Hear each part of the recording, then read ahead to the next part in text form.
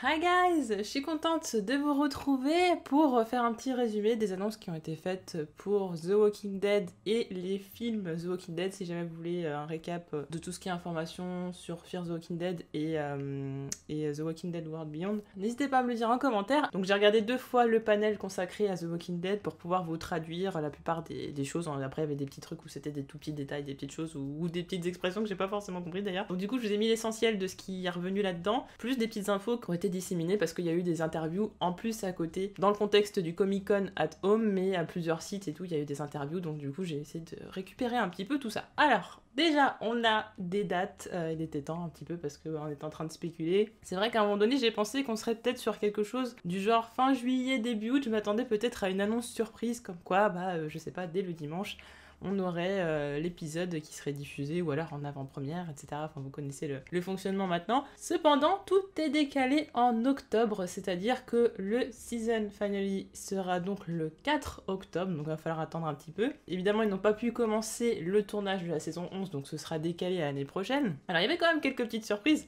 Donc, 4 octobre, pour le season finale de The Walking Dead, on a direct après, deuxième partie de soirée, le premiere, c'est-à-dire le premier épisode de The Walking Dead World Beyond.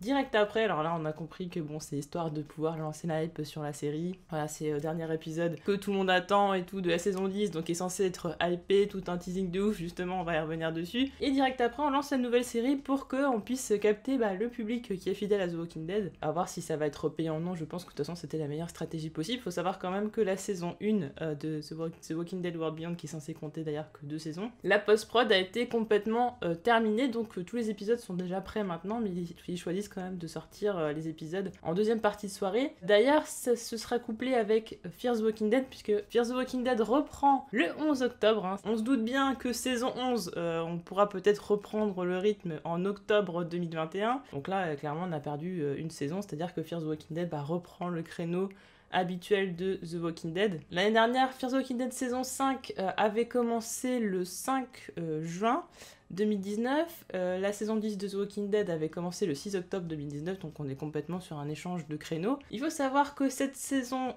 10 ne sera pas terminée puisqu'il y aura 6 épisodes supplémentaires, et ils ont dit 6 extra épisodes. Alors, qu'est-ce que ça veut dire ? Eh bien, j'ai beau avoir cherché partout, j'ai pas trop de... je sais pas trop en fait. C'est-à-dire que j'ai même essayé de chercher sur... chez l'ancien The Spoiled Dead Fan, d'ailleurs, qui ont été renommés. Ils ont pas de news non plus, donc eux, ils sont plutôt partis, j'ai l'impression, sur des épisodes, sur peut-être des personnages, des espèces d'épisodes bonus. Il y a des rumeurs comme quoi il s'agirait des premiers épisodes de la saison 11 qui finalement vont être couplés à cette saison 10. D'autres personnes pensent, alors il y a possibilité que soit ces épisodes étaient déjà tournés, il y en a qui pensent que ce sont ce qu'on appelle des extra shoots, c'est-à-dire des séquences additionnelles qui ont été effectivement tournées, qui vont être peut-être mises ensemble pour faire 6 épisodes. Là c'est compliqué quand même de savoir. Alors il y a Carey Payton quand même qui a fait une petite blague là-dessus, alors ça va être compliqué un peu à décrypter, mais en gros lorsqu'Angela Kang a annoncé qu'il y avait 6 épisodes en plus, qu'ils étaient en train de travailler dessus, alors je suppose que est-ce qu'ils sont en train de travailler dessus sur l'écriture, ça me paraît un peu bizarre parce que annoncer que ça sortira début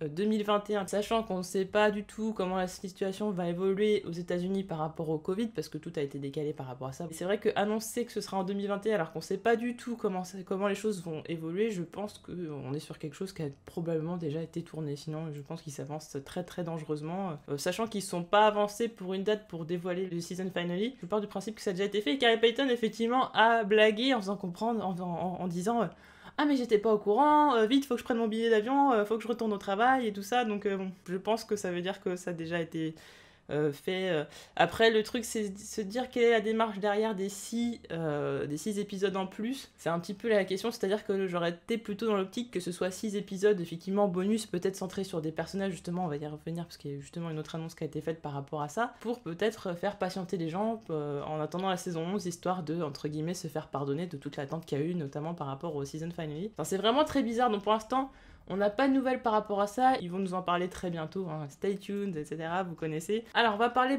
dans un premier temps des infos qui concernent le season finale, hein, l'épisode 16 de la saison 10 que tout le monde attend, qui a intérêt d'être bien parce que voilà, ça fait un petit moment qu'on l'attend. Alors des nouvelles qu'on a, c'est que Gabriel aura droit à de très grosses scènes. Alors ça, bon, c'est pas trop une nouveauté ce qui me concerne. Enfin, on l'avait plutôt compris par rapport aux 4 premières minutes qui ont été dévoilées, notamment aussi parce que je pense qu'il y a un petit teasing par rapport à des événements du comics. Du coup, on essaye un petit peu peut-être de taunter les gens qui ont lu le comics. Negan aura un rôle clé. Il est mentionné le groupe du Commonwealth. Maggie reviendra un petit peu sous forme d'un nouveau personnage parce que justement, elle aura vécu beaucoup de choses et tout, donc on n'est pas sur un personnage qui est resté exactement le même que quand elle est partie, donc elle va avoir évolué dans un certain sens, donc on verra bien dans quel sens justement. Et elle amènera avec elle des nouveaux personnages. Est-ce qu'il s'agit du ninja? C'est possible. D'ailleurs, le ninja, de ce qui aurait été dit, il semblerait que ce soit plutôt un allié plutôt qu'autre chose, ce qui est pas en soi très étonnant, sachant qu'il aide quand même Aaron et Alden face aux chuchoteurs.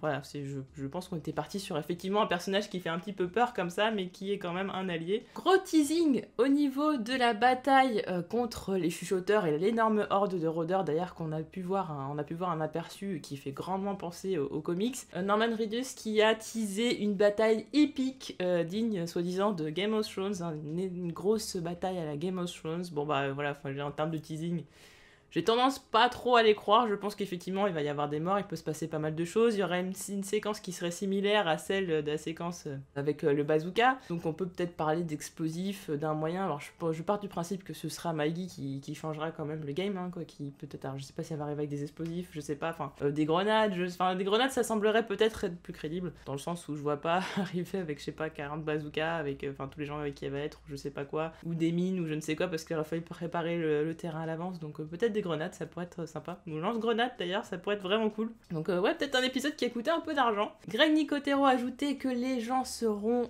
bouche bée pendant les 2 dernières minutes. Voilà, waouh, les 2 dernières minutes vont être extraordinaires. Ça a été teasé aussi que tout le monde ne s'en sortira pas vivant. De toute façon, on avait parlé de la mort d'un gros personnage, donc à voir qui ça peut être. Donc oui, on se doute bien. En plus, s'il parle d'une bataille à la Game of Thrones, on se doute bien que tout le monde va pas en sortir vivant. Et après, quand on dit gros personnage, hein, tout est relatif, donc à voir. Concernant la saison 11, donc elle est en cours d'écriture. Faut savoir qu'effectivement, tout le processus d'écriture s'est fait forcément à distance, donc ça peut être maintenu. C'est un des trucs qui est pas, vous sont pas obligés effectivement d'être présents dans des locaux spécifiques pour pouvoir continuer l'écriture, ce qui est à la différence de tout ce qui est post-prod. On a l'annonce de l'actrice qui jouera Stéphanie, donc Stéphanie qui est en contact avec Eugène, qui est donc Margot Bingham. Elle a annoncé pour la saison 11, alors effectivement ça a été annoncé avant qu'il parle des 6 épisodes et tout, mais j'ai l'impression justement qu'on va être sur une saison 11 qui va suivre directement le season finale, c'est-à-dire que les 6 épisodes ont peut-être rien à voir avec la trame vraiment actuelle de la saison. Ça s'est fait pour aussi pas mal de séries, des extra épisodes, c'est-à-dire que la saison se finit par exemple à l'avant-dernier épisode, et le dernier épisode c'est un épisode qui a rien à voir avec la timeline, qui se passe peut-être plus tôt, etc. Donc à voir. Concernant les films de Rick, parce que toutes les annonces sont un petit peu au compte-gouttes, hein, on va pas se mentir. Kirkman est très impliqué dans les films sur Rick Grimes et en contact régulier avec Andrew Lincoln. Andrew Lincoln est d'ailleurs aussi très impliqué, s'intéresse beaucoup au projet et a vraiment hâte de retourner dans les chaussures de Rick. Le tournage commencera quand les conditions de sécurité pourront le permettre. Ça encore, c'est quelque chose, c'est un peu l'inconnu, hein, on sait pas trop quand est-ce que les choses vont pouvoir évoluer. Aux États-Unis, c'est vraiment catastrophique, donc je pense que même en termes de calendrier pour l'année prochaine, ça va être tendu d'ici qu'il rentre pas vraiment dans le timing qu'il voulait. Ça va être compliqué, sachant qu'aussi les façons de tourner vont être différentes. Pour certains films, ils demandent au volontariat si les gens veulent bien être plus proches d'autres personnes, etc. Enfin voilà, il y a des espèces d'accords pour que les personnes ne fassent pas la distance de sécurité et tout ça. Il va y avoir de toute façon des dépistage. Enfin voilà, il y a pas mal de choses qui sont mises en place pour que dans certains pays en tout cas ils puissent continuer à tourner, donc c'est pas impossible. C'est juste qu'actuellement effectivement confinement et tout le délire, aux États-Unis c'est compliqué suivant en plus les états dans lesquels ils sont. Petite chose nouvelle parce que bon jusqu'ici on n'a pas donné grand chose à manger, hein. les gens pourront regarder le premier film même s'ils n'ont pas vu la série The Walking Dead, mais que justement le film donnera envie aux gens de regarder The Walking Dead parce qu'ils auront envie de connaître l'histoire de Rick avant. Scott Gimple a comparé le film à Logan, le fait que Rick sera différent et tout ça, donc j'ai vraiment envie de partir sur le fait que de toute façon c'est une théorie que tout le monde avait avant et qui expliquait le fait que Rick n'ait pas cherché peut-être à retrouver les siens, le fait que Rick soit amnésique. Je pense qu'on est vraiment sur une confirmation que Rick va vraiment être amnésique. Ça semble être le choix le plus logique, le plus intéressant parce qu'il parle de personnages qui va avoir un peu changé, mais en même temps qu'il y aura toujours l'essence du personnage en lui. Je pense qu'on est vraiment sur un Rick amnésique. Scott Gimple prévoit des spin-offs sur certains personnages au début de l'apocalypse, sur comment ils sont débrouillés au début de l'apocalypse. Il sait que Negan est très demandé, donc il a fait un petit taunt par rapport à ça parce que les fans n'arrêtent pas de demander He's Negan, He's Negan, He's Negan. En tout cas, ce serait pas une série complète sur un personnage, ce serait vraiment peut-être des mini-séries, enfin quelque chose de plutôt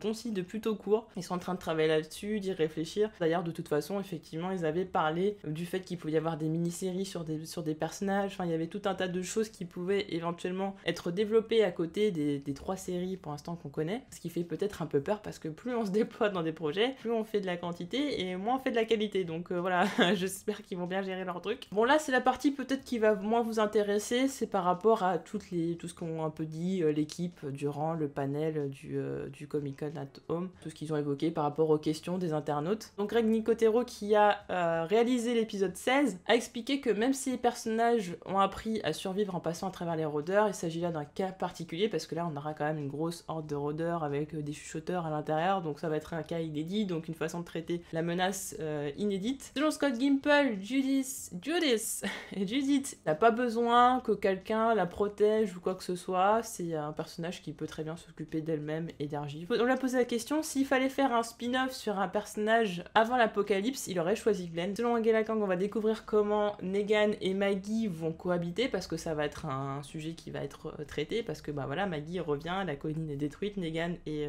free. Donc voilà comment elle va gérer ça, ça va être quelque chose qui va être intéressant, sachant qu'elle a changé, elle a évolué au fur et à mesure du temps, donc sa perception des choses ne sera pas forcément la même que quand elle est partie. Pour Norman Reedus, il est très difficile pour Daryl d'être témoin de tout ce qui arrive à ses amis, et en même temps il doit maintenir le groupe uni et garder vraiment une façade pour rassurer Judith, pour vraiment être là pour elle. Selon lui, Daryl aime bien être l'oncle Daryl de Judith. Il pense qu'étant donné la stature de Beta, Daryl n'aurait pas envie de faire un rematch, c'est-à-dire de faire une revanche contre Beta, une nouvelle bagarre, parce que Beta est quand même très très imposant. Donc il serait plutôt tenté de lui tirer une flèche dans la tête. Et il faut savoir que ça a été que le tournage justement de cette bagarre avec Beta a été assez éprouvante pour Norman, parce que Ryan Hurst est quand même très imposant, donc ça n'a pas été très simple. Question intéressante, j'avoue que c'était peut-être la meilleure question qui a été posée, c'est des internautes ont voulu savoir si Daryl serait parti avec Michonne s'il avait su directement que Michonne est en train de chercher Rick. Norman Reedus a répondu que non, il pense que Daryl ne serait pas parti tout de suite en tout cas, parce que le groupe a besoin de lui, surtout Judith et Argy ont besoin de lui, donc ça aurait été sa priorité, et il sait très bien que Michonne aurait pu se débrouiller toute seule. Melissa McBride explique que Carol essaye de se racheter une conduite après tout ce qu'elle a fait, parce qu'elle a été aveuglée par la vengeance et la douleur, au détriment de son amitié avec Daryl et le reste du groupe. Ce qu'elle a beaucoup apprécié, c'est la discussion entre Kelly et Carol, qui était très profonde, et le fait justement de dire à Carol qu'elle doit assumer son côté loup solitaire. C'est assez dingue parce que ce soit Kerry Payton ou Paola Lazzaro, je trouve que ce sont deux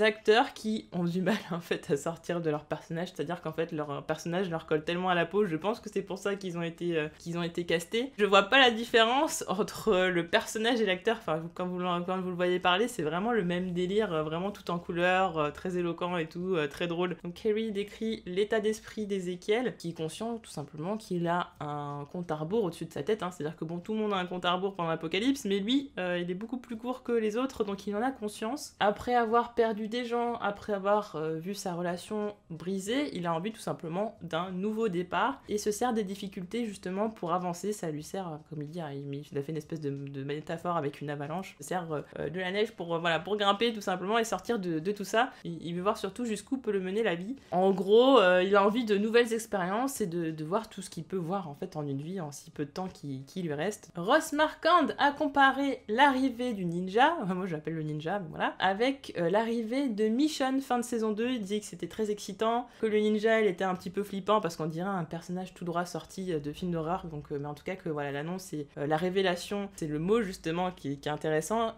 était excitante et tout ça, donc on peut éventuellement être sur un personnage qu'on connaît déjà. Pour Lauren Cohan, le retour de Maggie n'est pas juste une visite, c'est vraiment un réel retour au sein de The Walking Dead, au sein du groupe. Pour elle, c'est une bonne chose qu'elle revienne, alors on peut justement essayer d'interpréter ça de différentes façons. Est-ce que c'est juste cool que Maggie revienne parce qu'elle est contente? Je pense qu'elle veut dire qu'il était temps qu'elle revienne parce que là c'est tellement la merde que Maggie va sauver le game. Elle a dit que reprendre le rôle de Maggie était très facile parce qu'elle a vraiment jamais trop eu l'impression d'être partie. Elle a hâte de rencontrer la personne qui sera castée pour jouer Herschel Jr., ce qui veut dire qu'il n'a pas encore été casté, donc je pense, étant donné que les enfants grandissent très vite, qu'ils vont vraiment le caster au dernier moment. En tout cas, intéressant de savoir qu'il n'a pas été encore casté, ça veut dire qu'on le verra pas dans le season finale, à moins que ce soit un changement enfin qu'on va, je sais pas, une espèce de doublure ou je ne sais quoi, et qu'on ne voit pas vraiment son visage. Elle trouve qu'elle est très talentueuse et pense que le duo Judith et Herschel sera de toute façon extraordinaire parce que vu qu'ils ont casté quelqu'un d'extraordinaire pour jouer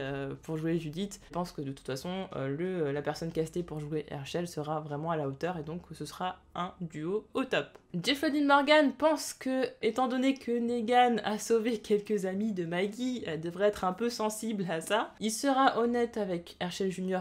concernant ce qu'il a fait, hein. Il va pas essayer de se cacher ou de mentir ou quoi que ce soit, donc effectivement, bah oui, je suis le meurtrier de ton papa, salut, ça va, en fait, on se fait une bouffe. Selon lui, Maggie pourrait être amenée à voir une autre facette de lui. Bon, bah ça reste à voir. De toute façon, je pense que ça va être quelque chose de très très central dans cette saison 11 parce que c'est une confrontation qu'on a envie de voir. On avait vu effectivement la confrontation dans la cellule, mais là, on va être sur deux personnes qui vont avoir à cohabiter au quotidien, donc ça va être un petit délire. Il trouve l'arc de rédemption de Negan fantastique, et au milieu de tout ça, il reste toujours du Negan, donc voilà, ça laisse la possibilité toujours à beaucoup de choses. Il ne pense pas qu'on reverra Lucille à cause du temps qui s'est passé, hein, mais il sait que bon, c'est une possibilité qui est toujours envisageable, qu'on la revoie. Il serait pas étonné effectivement de la revoir. Selon Seth Gilliam, Gabriel a trouvé son but dans la vie. Il avait échoué à protéger sa communauté, on se souvient, il avait fermé l'église et du coup il avait laissé toute sa communauté dehors qui se sont fait bouffer par les rôdeurs. Du coup maintenant c'est un peu sa nouvelle chance de se rattraper en protégeant sa communauté, en faisant ce qu'il faut, maintenant qu'il est vraiment un réel leader. Petite anecdote rigolote, il trouve que c'est très dur de s'habiller en Gabriel, en tenue noire, parce que avec la chaleur qu'il fait là-bas sur le tournage, c'est du coup il transpire dedans et ça colle et c'est dégueulasse et c'est horrible, donc voilà, petite anecdote en plus. Voilà, c'est cadeau, c'est pour vous. Pour toi public. Josh McDermott pense que Jen et Stéphanie ont en fait une relation particulière par rapport à Rosita, c'est-à-dire qu'ils ont des intérêts communs, ils ont des points communs, et ils ont une certaine connexion, un certain feeling qu'il n'avait pas avec Rosita. C'est vraiment une relation qui est très très différente, et effectivement il pourrait se passer des choses dans la saison 11. Bon, je pense que tout le monde est parti du principe que c'était le cas. Et Josh veut vraiment voir le personnage évoluer à travers cette relation. Enfin, Paola Lazzaro, comme je disais tout à l'heure, voilà, très... on dirait vraiment princesse dans la vraie vie. Elle est très contente de pouvoir montrer au monde ce pour lequel elle a beaucoup travaillé. Alors, il faut savoir que du coup, contrairement aux autres acteurs, elle aura pas de Comic-Con, elle aura pas eu de Comic-Con avec des vrais gens et tout ça, donc elle connaît pas vraiment cet environnement-là avec les gens qui applaudissent, qui rigolent et tout ça. Donc là, on est complètement sur du full internet. Pareil pour les retours qu'elle a eu sur son interprétation. Si elle devait choisir de tourner avec telle ou telle personne, donc elle voudrait beaucoup tourner avec Jeffrey Dean Morgan, donc il y a eu tout un moment de rigolade entre eux, enfin voilà, de petites blagues. Parce qu'elle trouve que les deux personnages, c'est-à-dire Princess et Negan, sont très sauvages, sont très éloquents, enfin voilà, ils ont beaucoup de phrases bien travaillées, etc. Donc les dialogues et tout seraient intéressants. Et elle aimerait savoir qui gagnerait en fait cette joute verbale, enfin voilà, ce match verbal entre les deux personnages, que ça pourrait être intéressant. Sinon, son personnage préféré c'est Carol, et elle voudrait qu'au moins, c'est le seul truc qu'elle veut que les scénaristes lui accordent, c'est que Carol aime bien Princess. Elle aime beaucoup le personnage de Princess parce qu'effectivement c'est quelqu'un qui a du cœur et tout ça, qui a vécu pas mal de choses, donc ouais, comme je disais, c'est quelque chose qui sera évoqué en saison 11. Et puis petite anecdote en plus, voilà, on lui a demandé si elle devait avoir un compagnon pour Princess, qu'est-ce qu'elle choisirait. Donc elle choisirait un aigle qui s'appellerait Risky. Alors elle le fait avec son petit accent et tout ça, risky, risky. Voilà, je crois que c'est un peu comme ça. Voilà pour le résumé de tout ce qui est The Walking Dead et The Walking Dead Rick Grimes movie, tout ça. N'hésitez pas à me dire en commentaire ce que vous pensez de ces annonces concernant les 6 épisodes, pour vous, de quoi il s'agira. Est-ce que ce sont en fait, les vrais premiers épisodes de la saison? Est-ce que ça a déjà été tourné? Est-ce qu'il s'agit de séquences en plus? Est-ce que vous êtes toujours hypé pour cette fin de saison? Parce que c'est un épisode qu'on attend depuis longtemps. Est-ce que vous n'avez pas un côté frustré? Est-ce qu'au contraire, justement, vous avez hâte? N'hésitez pas à me dire tout cela en commentaire. Et on se retrouve très vite pour d'autres vidéos. Salut!